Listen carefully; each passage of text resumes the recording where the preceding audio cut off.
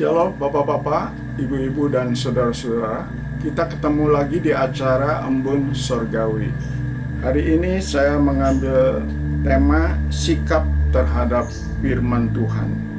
Mari kita minta pimpinan Tuhan. Lebih dahulu kita berdoa. Bapa yang di surga, melalui doa ini kami mengandalkan Tuhan karena kami terbatas, kami lemah, dan juga kami banyak kekurangan, tetapi kami mengandalkan Roh Kudus sehingga Engkau yang mengurapi, memimpin baik hamba-Mu, baik semua yang sempat diberi anugerah untuk mendengarkan acara Embun Surgawi ini. Tuhan memberkatinya sehingga firman-firman yang akan disampaikan akan sungguh-sungguh menjadi berkat dan siap untuk menjadi saluran berkat. Dalam nama Yesus, hamba-Mu berdoa. Amin. Sikap terhadap firman Tuhan. Ada 5P. Saya akan membaca dari Wahyu pasal 1 ayat 3. Berbahagialah ia yang membacakan dan mereka yang mendengarkan kata-kata nubuat ini dan yang menuruti apa yang ada tertulis di dalamnya, sebab waktunya sudah dekat. Kemudian di dalam Mazmur 119 ayat yang ke-11. Dalam hatiku aku menyimpan janjimu supaya aku jangan berdosa terhadap Engkau. Lalu di dalam Amsal 13 ayat 13, siapa meremehkan firman, ia akan menanggung akibatnya. Tetapi siapa taat kepada perintah akan menerima balasan. Itulah firman Tuhan yang disampaikan pada kita. Jadi ada sikap 5P, yaitu yang pertama, kita menjadi pendengar yang teliti. Mengapa harus teliti? Karena berbahaya kalau kita mendengar tetapi tidak teliti. Ada banyak contoh di Alkitab, yaitu seperti Musa disuruh menyentuh tetapi memukul. Istri Lot disuruh memandang ke depan tapi dia menoleh. Dan itu banyak yang lain-lainnya. Jadi marilah kita menjadi pendengar yang teliti supaya pada waktu kita melakukannya maka tepat seperti yang dilakukan oleh Nabi Nuh ya. Saya suka sekali Nabi Nuh melakukan tepat seperti apa yang Tuhan perintahkan. Jadi kita harus menjadi pendengar yang teliti. Yang kedua yaitu pelaku.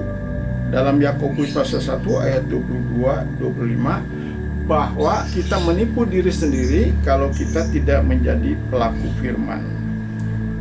Jadi rugi bagi kita ya. Kita harus menjadi pelaku dan didesak oleh waktu karena hidup kita singkat.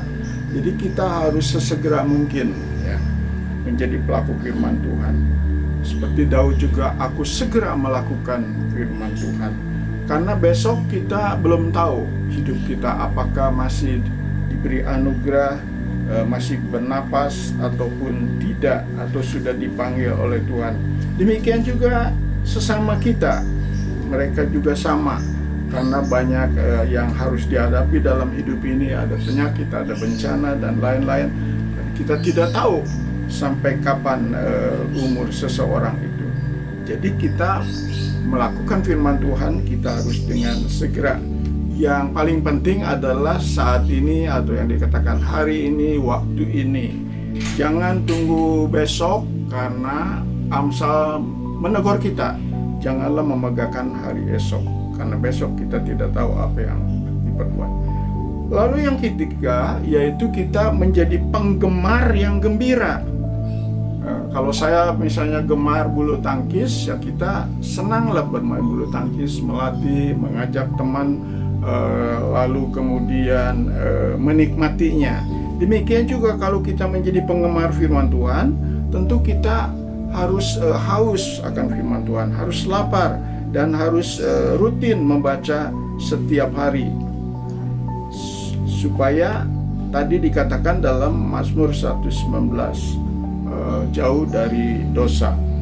Apalagi kita bisa melihat juga di dalam Mazmur 119 ayat yang ke-16 yang berbunyi demikian, "Aku akan bergemar dalam ketetapan-ketetapanmu, firman-Mu tidak akan kulupakan."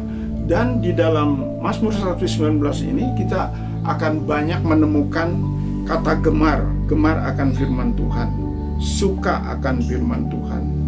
Begitu senangnya mendengar firman Tuhan yang menghibur dan menguatkan. Lalu yang keempat yaitu menjadi pengantar, utusan, duta besar Kristus yang mengantar perlu kesabaran karena akan menyampaikan kepada berbagai orang dan teman yang tentu punya karakter masing-masing. Jadi kita harus sabar menjadi pengantar yang mengikuti apa yang Tuhan pesankan, terutama pengantar Injil, menyampaikan bahwa Injil adalah Yesus disalib, mati, dikubur, bangkit, naik ke surga, menyediakan tempat, kirim Roh Kudus, dan akan datang kembali. Itu harus sampai kepada mereka. Lalu yang kelima, P yang kelima, yaitu pemancar yang bersinar, menjadi terang dunia, karena masih banyak yang dalam kegelapan, kesesatan. Kita perlu tuntun mereka dan perlu melihat Yesus melalui hidup kita sebagai terang dunia, menjadi saksi yang cemerlang.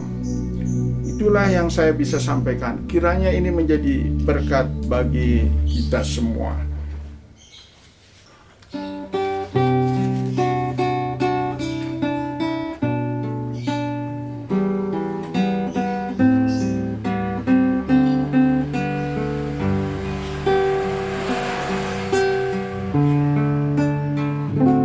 Dalam hatiku aku menyimpan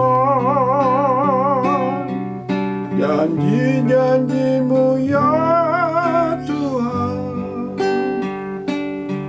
supaya aku jangan berdosa terhadap Engkau ya Tuhan.